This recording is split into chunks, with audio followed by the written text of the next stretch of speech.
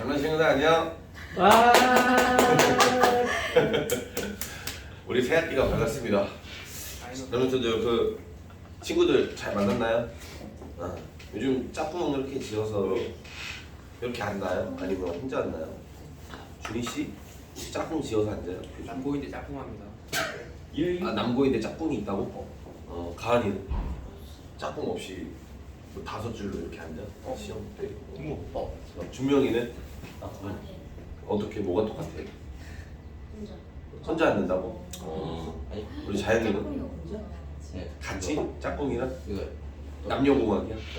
아 여군데? 여중? 아 미안해 여중인데? 어디? 맞아 그냥 물어봤어요. 궁금해서. 예? 우리 지민이는 짝꿍 있어? 짝꿍? 혼자 앉아? 네. 아 진짜? 네. 알겠습니다. 그냥 물어봤어요. 그러면 새학기 우리 랩런트들 축복하고 학교에 가기 전에 우리 랩런트들 알지만 우리 랩런트들은 그 학교에 학생으로 가는 게 아니라 제가 1학년 때 36번이었거든요. 36번으로 가는 게 아니라 키가 제일 커서 제 뒷자리에 서는 사람이 아니라 우리 랩런트는 전도자로 학교에 가는 거예요. 그거를 알고 전도자로 내가 학교에 간다, 학교 살리러 간다 라고 생각하고 학교에 우리 도전하는 랩런트도 됐으면 좋겠습니다. 자 오늘 요셉의 꿈이에요. 오늘 말했듯이 우리 오늘 본문도 우리가 정말 수없이 많이 들었던 말씀입니다. 그 중에서 우리가 항상 기억하는 거, 요셉이 형들에게 자신의 꿈을 얘기했는데 형들과 아버지가 꾸짖고 형들이 시기와 질투를 하고 심지어 아버지까지 꾸짖으셨어. 그리고 아버지가 뒤돌아서면서 마음에 간직하였더라. 딱 이거 알죠? 우리 여러분들 아버지가 하고 탁 돌아서서 요셉의 아버지가 마음에 간직하였더라. 이겁니다. 왜 아버지가 그 말을 마음에 간직했을까요? 요셉의 언약이 보였기 때문이에요. 근데 우리가 요셉을 설명할 때 항상 뭘로 설명해요? 말 그대로 CVDIP로 설명해요. 근데 여러분들 이 CVDIP 우리 준명이 같은 경우에는 너무 어려울 수 있어요. 그렇지만 오늘 이 말씀을 같이 물음에 답을 하면서 세 가지 물음에 답을 하면서 보다 보면 이 CVDIP가 이해가 될 거예요. 그래서 근데 들어가기 전에 먼저 좀 서론을 말하고 싶은데 서론으로 이제 777 있잖아요. 그 중에 첫 번째가 성삼위 하나님인데 우리 랩런트들은 성삼위일체, 정확히 얘기하면 삼위일체죠. 삼위일체를 어떻게 생각하나를 저는 좀 궁금했었거든요. 어려울 수도 있고. 근데 삼위일체가 뭐냐? 성부, 성자, 성령이야. 이렇게 말하면 오늘 랩런트도 어려울 수 있어요. 근데 더 쉽게 말하면 성부, 부 뭐예요? 아버지, 성자, 자, 아들, 그리고 성령, 영, 성령 말 그대로 영. 그럼 이걸 더 쉽게 말하면 성부 바로 하나님, 성자 예수님, 성령 말 그대로 성령님, 이렇게 우리 여러분 이해하시면 되는데 이 세 가지가 다 각각의 독립된 개체이나 하나의 존재다라는 걸 우리가 인정하는 게 성삼위일체를 우리가 인정하는 거고, 우리 이 성삼위일체는 이단이냐 아니냐의 핵심이에요. 그래서 제가 찾아봤거든요. 와 진짜로 교묘하게 이단은 이 성삼위일체를 활용해요. 어디냐? 하나님의 교회. 자 제가 인터넷에서 발견한 게 있어요. 누가 이렇게 글을 적었어요. 성삼위일체가 뭔가요? 누가 이렇게 지식인이 물어봤어. 성, 남자, 여자라는 뜻인가요? 3, 숫자 3을 얘기하는 건가요? 위, 하늘 위를 말하는 건가요? 뭐 이렇게 얘기가 있는 거예요. 근데 거기에 대해서 어떤 사람이 글을 달았어. 근데 성삼위일체란 거룩한 삼위, 곧 성자, 성령, 성자, 성부, 성령 이 한 분을 뜻하는 말을 한다. 그러면서 성경적으로 논리적으로 되게 논리적으로 적어놨어. 뭐냐면 이사야 9장 6절 일부분만 말해줄게요. 성경의 구절을 가지고 논리적으로 적어놨어. 이는 한 아기가 우리에게 낳고 한 아들이 우리에게 주어진 바 되었으니 그 어깨에는 정사에 메었고 그 이름은 기무자 모사라 전능하신 하나님이라 영존하신 하나님의 평강의 왕일 것이니라. 이사야 9장 6절. 이래가지고 한 아기가 한 아들 예수님을 뜻한다. 그리고 전능하신 하나님과 영존하신 아버지는 여호와를 뜻한다.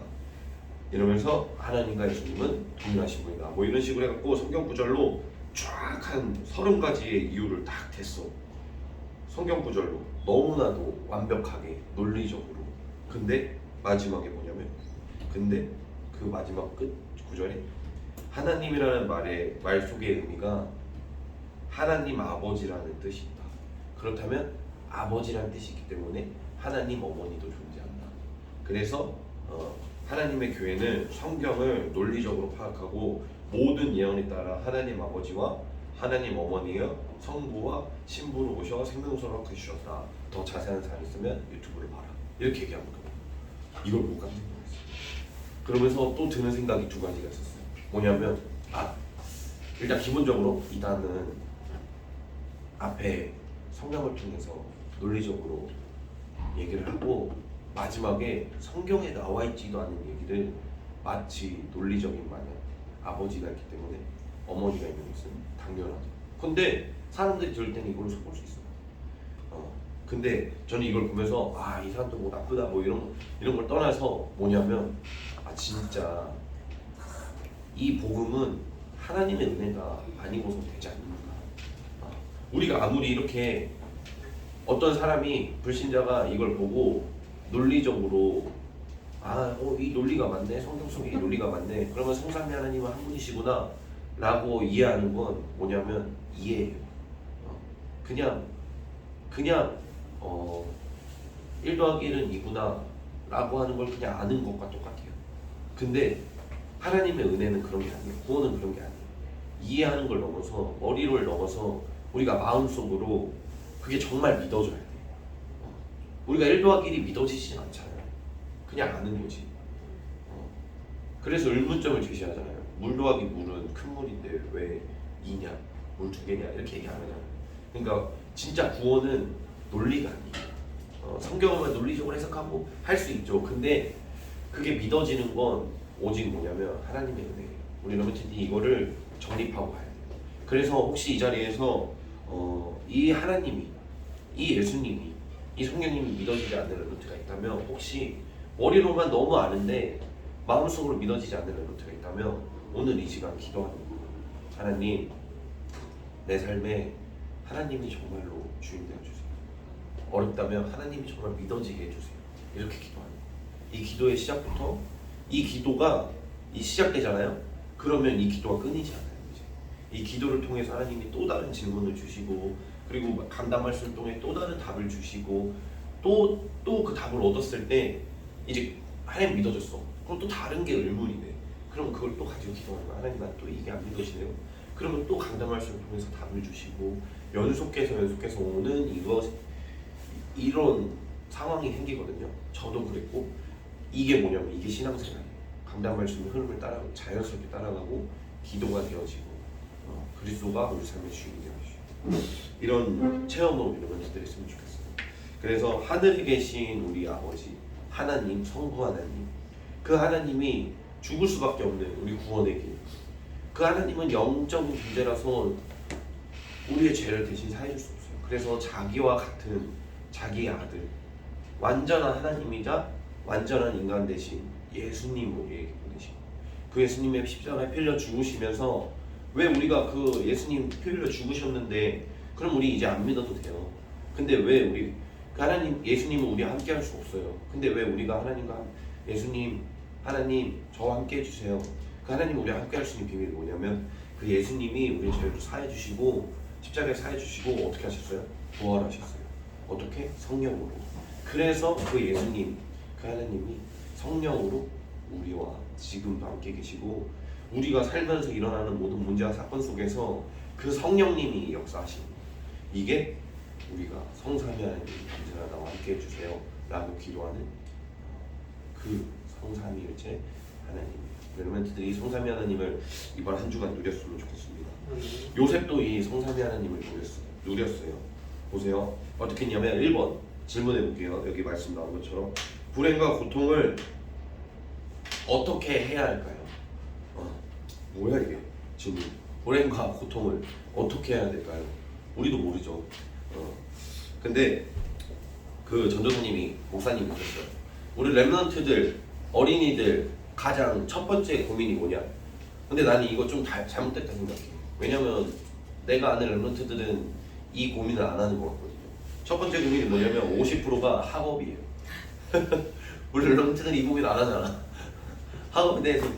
근데 제가 렘넌트 시절에 돌아가면 평소에는 학업에 대해서 스트레스 안 받았어. 근데 언제 받았냐? 시험 기간에 3개월에 한 번씩. 그것도 아니지, 2개월에 한 번이지. 왜냐면 시험이 있는 그 앞으로 한 달부터 스트레스 받으니까 그때만큼 공부를 했죠. 첫 번째가 어쨌든 학업 스트레스, 두 번째가 뭐냐? 미래에 대한 고민이에요.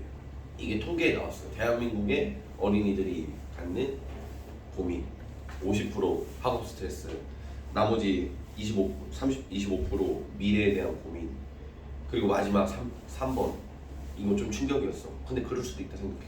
9% 외모. 자기 외모가 스트레스인 거야. 좀 더 이뻐지고 잘나고 싶은 거야. 제가 볼 때는 아이돌을 보면서 자기는 너무 못생긴 거야. 근데 너무 이쁜데 너무 못생겼다 이렇게 생각하나 봐요. 이런 고민이 있는 거예요.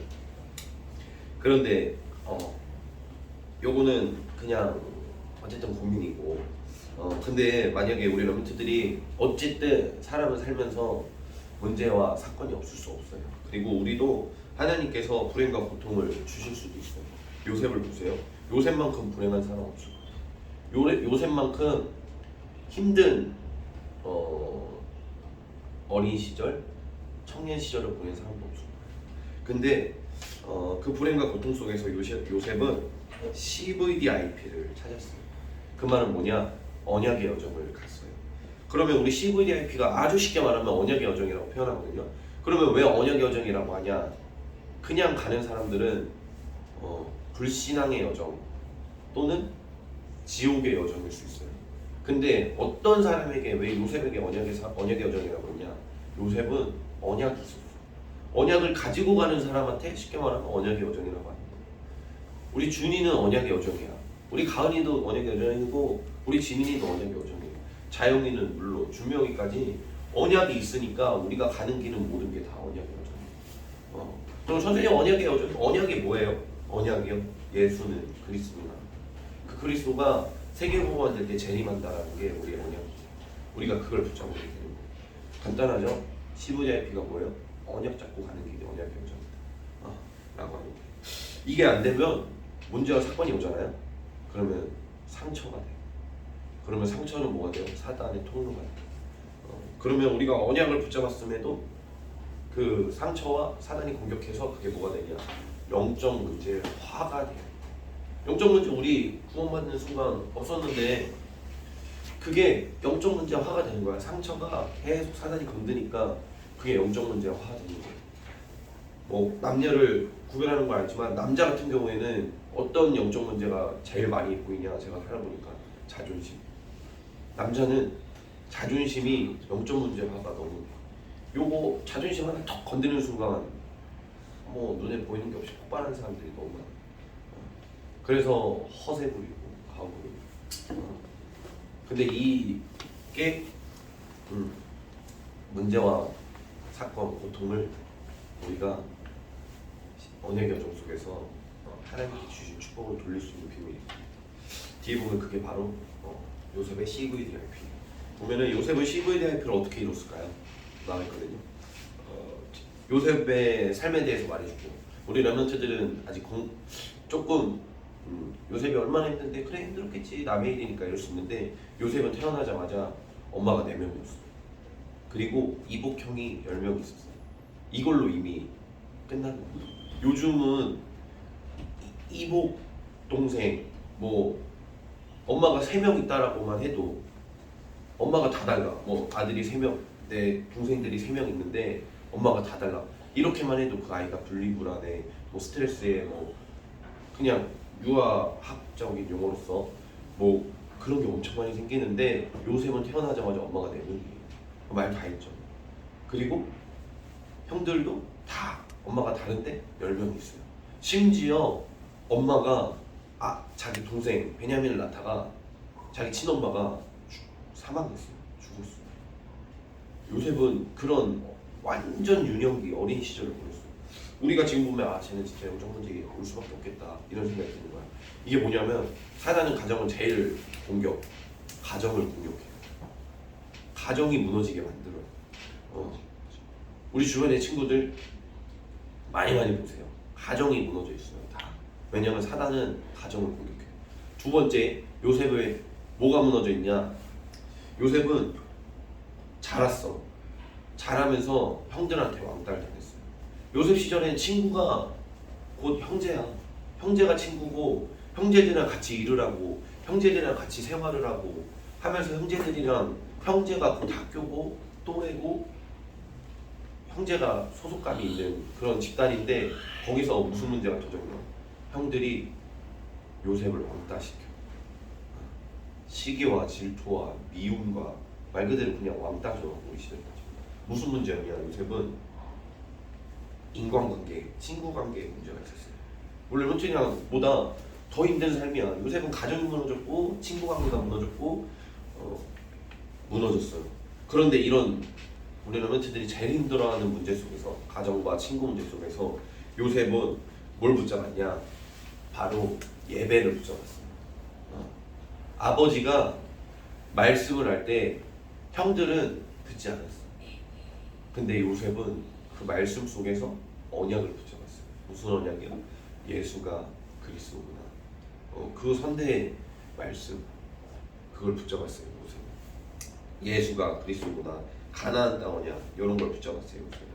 요게 바로 C의 시작이에요. C. CVDIP. 요셉의 CVDIP 가장 앞에 뭐가 붙어요? C가 붙어요. 그 C의 시작이 언제였냐? 그 어려움과 문제와 사건, 가정의 문제와 친구 관계와 인간관계의 문제 속에서 요셉은 언약을 붙잡았어요. 어디 속에서? 예배 속에서. 그래서 우리 렘넌트들이 예배가 중요한 거예요. 예배가. 언약을 예배 속에서 붙잡았어요. 요셉은. 제가 항상 얘기하잖아요. 사울도 렘넌트였다. 다윗의 형제도 렘넌트였다. 요셉의 형제도 렘넌트였다.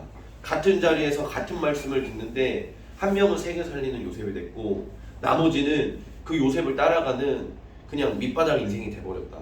다윗의 형들 보세요. 골리앗 앞에서 결국 나서지 못하나. 왜요? 다윗의 형들이 더 말씀 들었으면 더 많이 들었고 힘이 세면 더 힘이 세요. 근데 같은 말씀을 듣고 더 많이 들은 그 요셉의 형들과 다윗의 형들이 하나님이 쓰신 게 아니라 하나님 앞에서 정말로 예배드리고 언약 붙잡은 요셉과 다윗을 쓰셨다니까요. 그 약한 요셉과 다윗을. 우리 런쥔 이걸 알아야 돼요. 내가 지금 이 자리에 있지만 약간 경쟁하듯이 말씀 드려야 돼요. 사실 어떻게 보면 저는 그랬거든요. 내가 이 자리에서 제일 축복받게 해주세요 이러면서 그랬거든요. 세계대학 수련회, 세계 청년 수련회 가면은 하나님 내가 제일 축복받아서 나중에 어른 돼서 이 새정수 앞에서 포럼하게 해주세요 이렇게 기도하면서 들었단 말이에요. 이 영적인 욕심은 부렵대요. 영적인 경쟁은 우리 할 수 있어요. 그렇게 경쟁하면서까지 들어야 돼요. 여러분들이.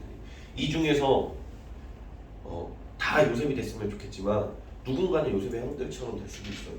우리 그렇게 되면 안 되잖아요. 여러분들. 우리 다 요셉이 되기를 바라잖아요.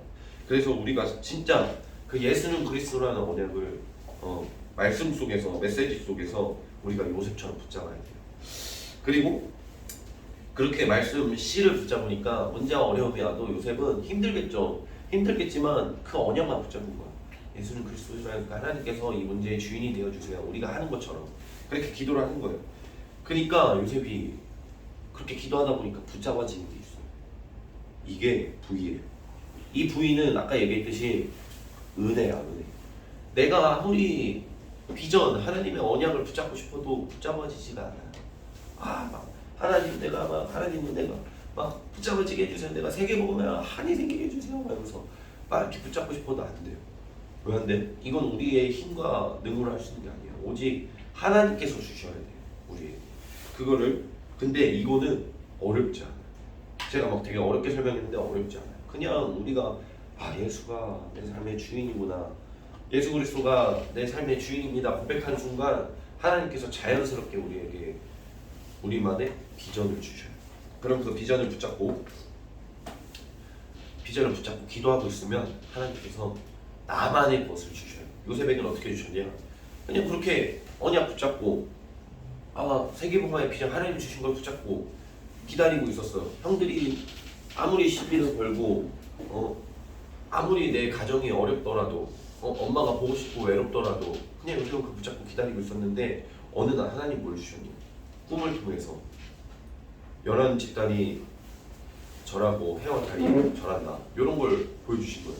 꿈을 통해서. 그게 뭐예요? 하나님께서 드림, 꿈, 비전을 드림을 보여주신 거예요. 요셉은 언약 하나 붙잡았는데 나머지는 하나님께서 해주신 거예요. 그러면 그 꿈을, 그 드림을 현실화시키는 방법은 무엇인가요? 바로 IP. 꿈을 현실화시키는 건 이것도 마찬가지예요. 우리가 언약 붙잡으면 그 이외에는 우리가 할 게 없어요. 렘넌트들. 그래서 공부하지 말라고 하는 거예요. 근데 이 언약이 안 붙여지는 상태에서 그냥 말씀에서 공부하지 말라 했으니까 난 그냥 공부 안 해야겠다. 이게 아니라 우리 렘넌트들은 한번 점검해 보는 거예요. 정말로 내가 하나님의 은혜가 체험이 됐는가를 항상 점검해 보는 거예요. 그러면서 꿈을 실현시키는 건 오직 하나님이시다. 왜요? 요셉의 삶에서 그냥 기도를 누렸어요. 그리고 그냥 그 언약을 누렸어요. 그러자 하나님께서 그 역사를 보여주셨어요. 뭐냐면 요셉이 그렇게 가정에서 왕따당하고 엄마가 보고 싶고 외롭고 그런 상황 속에서 심지어 어떻게 했어요? 형들이 구렁텅이에 빠뜨렸어요. 그래서 보디발 집에도 가고 뭐 그런 언약의 여자 렘넌트들 알죠? 이제 자세하게 얘기 안 할게요. 그런 보디발 집에 가고 그런 사건 속에서 어떤 결국엔 끝에 어떻게 됐냐? 그 문제한 사건 속에서 요셉은 뭐 했을까요? 열심히 했을까요? 그냥 열심히 하지 않았어요. 기도하면서 열심히 했어요.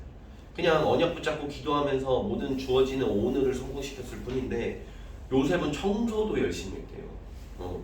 오늘을 그냥 성공시켰을 뿐인데 어떻게 됐냐? 그 끝에 이처럼 여호와의 영에 크게 감동된 자를 본 적이 없다. 불신자 입에서 이런 역사가 일어났다.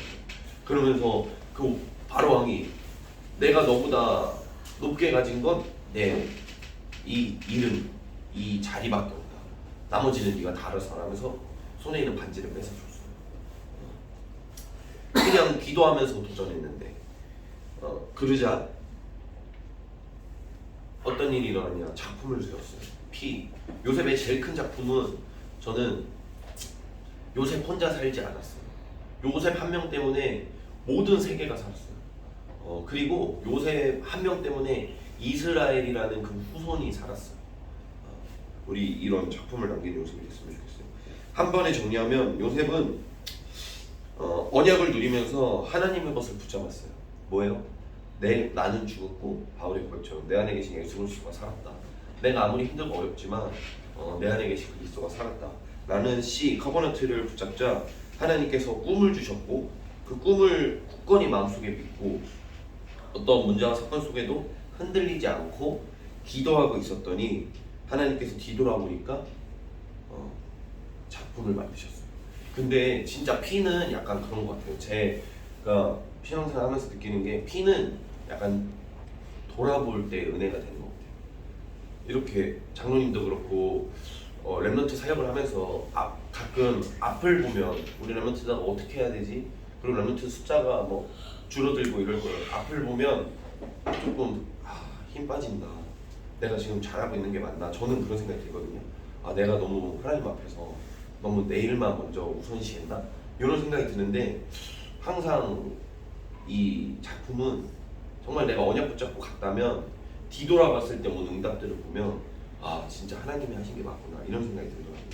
우리 렘넌트들이 이런 체험이 있었으면 좋겠어요. 진짜 그렇게 뒤돌아봤을 때 주시는 하나님께서 세우신 작품과 하나님께서 해 나가시는 걸 보면 너무 감사할 때가 많아요. 그래서 우리 렘넌트들 또 나중에 준이도 이거는 약간 준명이도 좀 현실적인 조언인데 군생활 할 때도 앞보지 말고 뒤돌아보라 그래요. 내가 걸어온 길을 돌아보라 그래. 그래야 힘이 난다고. 앞에 봐야 뭐해. 850일 남았는데.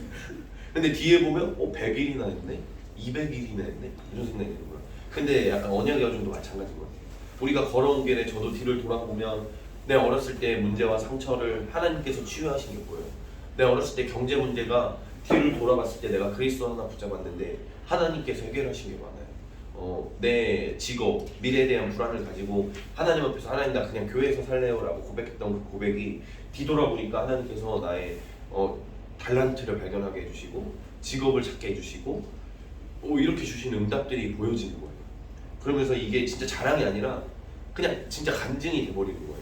그래서 렘넌트들도 아까 얘기했듯이 강단 말씀을 통해서 자꾸 하나님한테 질문했으면 좋겠어요. 그 질문의 시작이 하나님 안 믿어져요 라고 하면 그 질문의 시작부터 시작했으면 좋겠어요. 그 시작이 강단 말씀을 통해서 계속 여러 가지 질문으로 이어지는데 그게 계속 답으로 이어져요.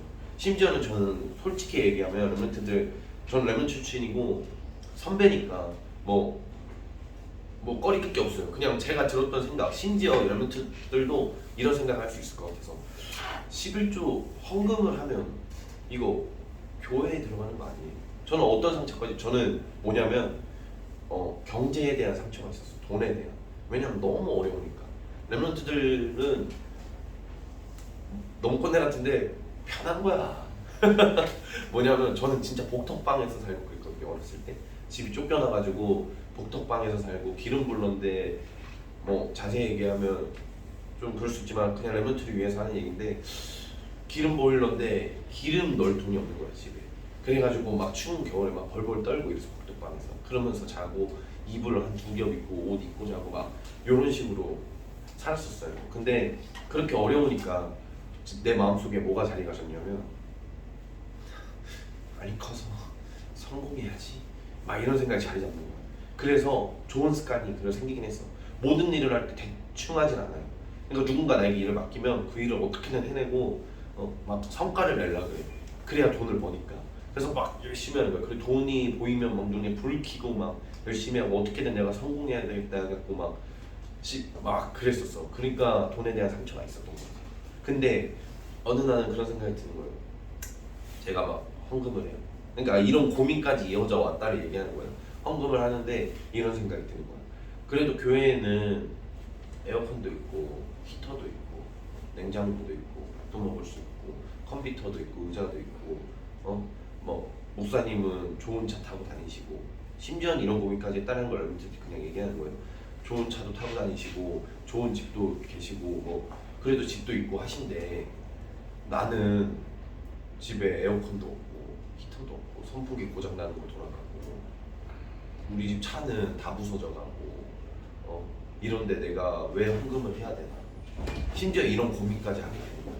이런 고민 할 수 있잖아요. 렘넌트 시절에 렘넌트들도 이런 고민이 이어질 수 있어요.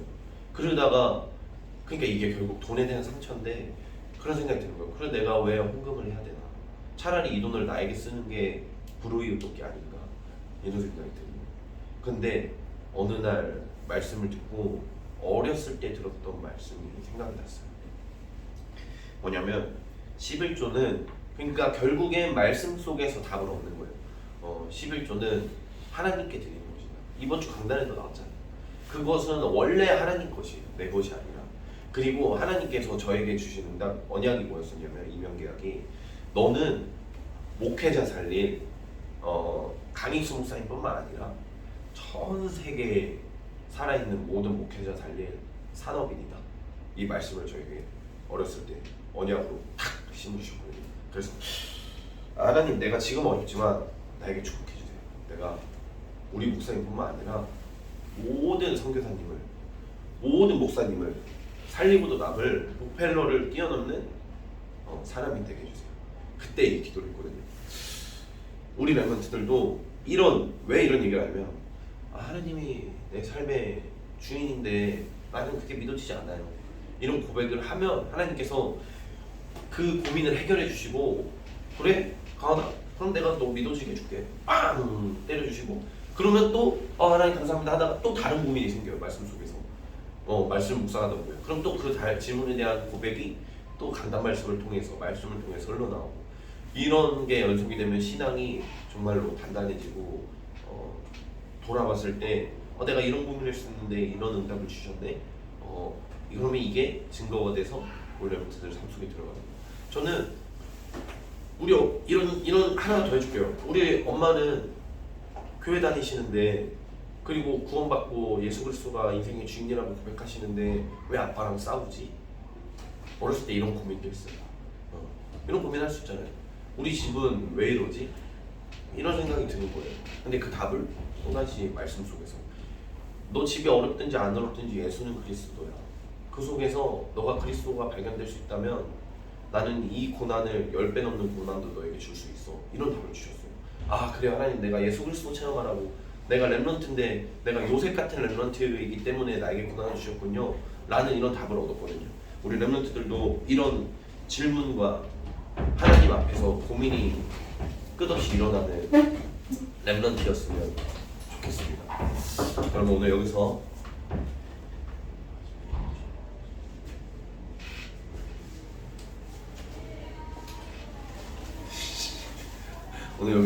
이렇게 마치도록 하겠습니다. 자,